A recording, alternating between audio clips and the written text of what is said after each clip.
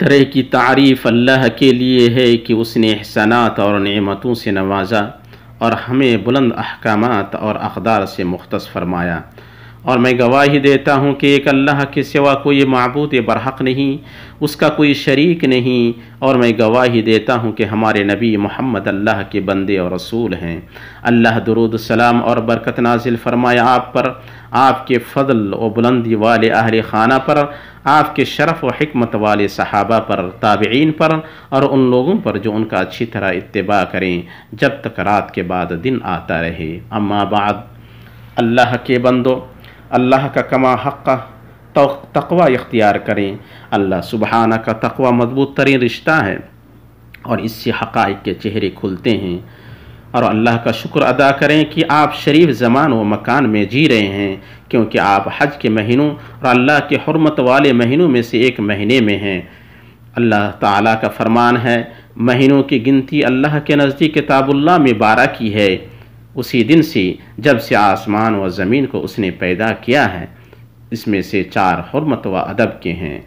اس لیے آپ گناہوں کے ذریعے نفس پر ظلم کرنے سے بچیں، اور اس دن کو یاد کریں جب پیشانیوں کو پکڑا جائے گا، اور نہ مال، نہ اولاد اور نہ رشتے فائدے دیں گے۔ ایمانی بھائیوں، محکم اور حقیقت پر مبنی باتوں میں سے یہ ہے کہ اللہ نے ملک حرمین شریفین مملکت سعودیہ عرب کو حرمین شریفین اور ان کے عازمین کی خدمت اور رحمان کے مہمانوں اور مشائخ مقدسہ کی خدمت کے اعزاز سے نوازا ہے۔ اس لیے 2 اہم معاملات میں 2 اچھائی کو جمع کرتے ہوئے محدود تعداد کے ساتھ مناسک حج قائم کرنے کا درست حکیمانہ فیصلہ آیا ہے۔ ایک اسلام کے شعار کا قیام، اور دوسرا رحمان کے مہمانوں کے امن، صحت اور سلامتی کا تحفظ، جس میں انسانی جان کی حفاظت کے سلسلے میں وارد شرعی دلائل پر عمل کیا گیا، اور معتبر مقاصد کی پابندی کی گئی، کیونکہ شرعی اصولوں میں سے مصلحتوں کو حاصل کرنا، مفاسد کو دور کرنا، نقصان کو زائل کرنا، انسانی جان کی حفاظت کرنا اور اسے وبا و خطرے میں نہ ڈالنا ہے۔ اور جو شخص کسی ایک کی جان بچا لے، اس نے گویا تمام لوگوں کو زندہ کر دیا۔ اس مبارک ملک کی اولین ترجیحات اور دقیق ترین توجہات میں سے انسان کی صحت ہے، اور حج دین کا شعار ہے اور اس ملک کا اعزاز ہے۔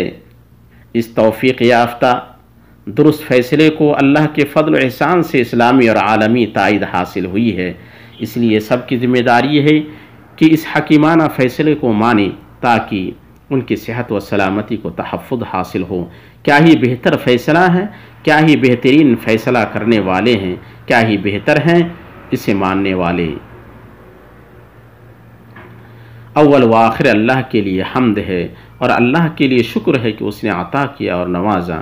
اللہ ملک حرمین شریفین کو فرزندوں کے لیے خوشبودار باغیچہ بنائے رکھے، اور وہ اللہ کے حکم سے ہر زمانہ اور ہر وقت حقیقت کی دنیا میں نمایاں رہے اور قابل اتباع نمونہ اور مثال بنا رہے۔ اللہ مسلمانوں کے سارے ملکوں کو بیماریوں، وباؤں سے اور ہر برائی اور تکلیف سے محفوظ رکھے۔ اتنی بات ہوئی، اللہ آپ پر رحم کرے۔ آپ بشیر نذیر اور سراج منیر پر درود و سلام پڑھیں، جو ان لوگوں میں سب سے بہتر ہیں جن سے دعاؤں کا آغاز کیا جاتا ہے، اور جن پر درود پڑھ کر مرادیں مانگی جاتی ہے، جیسا کہ اس کا حکم آپ کو لطیف و خبیر اللہ نے دیا ہے۔ اللہ سبحانہ کا فرمان ہے، بے شک اللہ اور اس کے فرشتے اس نبی پر درود بھیجتے ہیں۔ اے مومنو، تم بھی ان پر درود بھیجو اور خوب سلام بھی پڑھتے رہا کرو۔ شریف النسب چنیدہ نبی پر پاک ترین درود نازل ہو، جس کے ہم رکابی سلام کرے، محمد پر جو بہترین رسول ہیں، اور ان کے اہل خانہ پر اور صحابہ پر جو کہ بہترین ساتھی اور مددگار ہیں۔ اللهم أعز الإسلام والمسلمين، اللهم أعز الإسلام والمسلمين، واحم حوزة الدين، وارفع كلمة الحق والدين يا رب العالمين، واجعل هذا البلد آمنا مطمئنا وسائر بلاد المسلمين.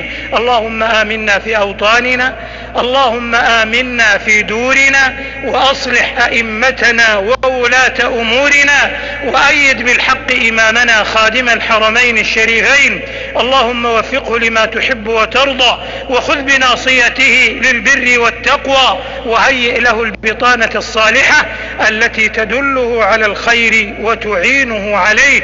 اللهم وفقه وولي عهده وأعوانهم إلى ما فيه عز الإسلام وصلاح المسلمين، وإلى ما فيه الخير للبلاد والعباد، يا ذا الجلال والإكرام. يا حي يا قيوم، يا حي يا قيوم، برحمتك نستغيث، فلا تكلنا إلى أنفسنا طرفة عين، وأصلح لنا شأننا كله. اللهم أصلح أحوال المسلمين في كل مكان، واحقن دماءهم. اللهم احفظ مقدسات المسلمين. اللهم احفظ المسجد الأقصى شامخا عزيزا إلى يوم الدين يا رب العالمين. اللهم عليك بأعدائك أعداء الدين، فإنهم لا يعجزونك. اللهم شتت شملهم وفرق جمعهم، واجعلهم عبرة للمعتبرين يا رب العالمين. اللهم كن لإخواننا في فلسطين. اللهم أصلح حال إخواننا في العراق، وفي بلاد الشام، وفي اليمن، وفي ليبيا، وفي آراكان يا ذا الجلال والإكرام. اللهم وفق رجال أمننا، اللهم وفق رجال أمننا، اللهم اجزهم خير الجزاء. اللهم وفق رجال صحتنا يا ذا الجلال والإكرام، واجزهم خير الجزاء وأوفاه على ما قدموا للبلاد والعباد. اللهم وفق العاملين في خدمة الحرمين الشريفين وخدمة قاصديهما والحجاج والمعتمرين يا رب العالمين. اللهم كن لإخواننا المرابطين على ثغورنا وحدودنا. اللهم تقبل شهداءهم، وعاف جرحاهم، واشف مرضاهم، وردهم سالمين غانمين يا ذا الجلال والإكرام.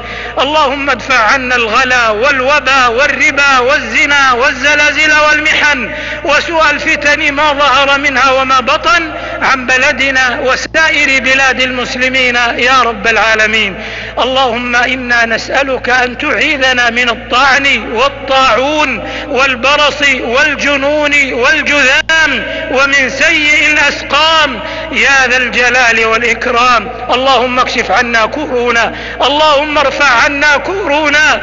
اللهم أنت الشافي والكافي والمعافي، اشف مرضانا ومرضى المسلمين والعالمين من كورونا وغيرها من الأوبئة والأسقام يا ذا الجلال والإكرام. ربنا آتنا في الدنيا حسنة وفي الآخرة حسنة وقنا عذاب النار. ربنا تقبل منا إنك أنت السميع العليم، وتب علينا إنك أنت التواب الرحيم، واغفر لنا ولوالدينا ولجميع المسلمين والمسلمات الأحياء منهم والأموات، إنك سميع قريب مجيب الدعوات. سبحان ربك رب العزة عما يصفون، وسلام على المرسلين، والحمد لله رب العالمين.